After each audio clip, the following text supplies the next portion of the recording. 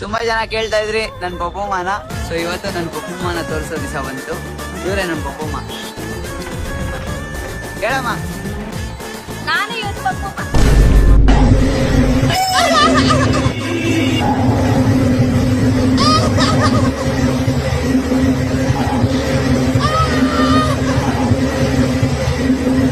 ನೀವೇನ್ ಬ್ಯಾಂಕಾ?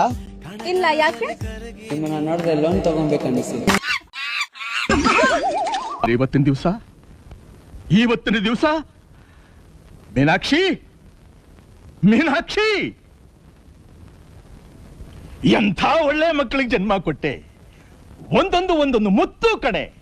2000 years later. ಇವತ್ತು ನಮ್ ಬೇಬಿ ಮಾಧು ಬರ್ಡೇ ಇದೆ. ಇದೇ ಬೆಸ್ಟ್ ದಿನ ಅವಳ ಫೇಸ್ ರಿವೀಲ್ ಮಾಡಕ್ಕೆ.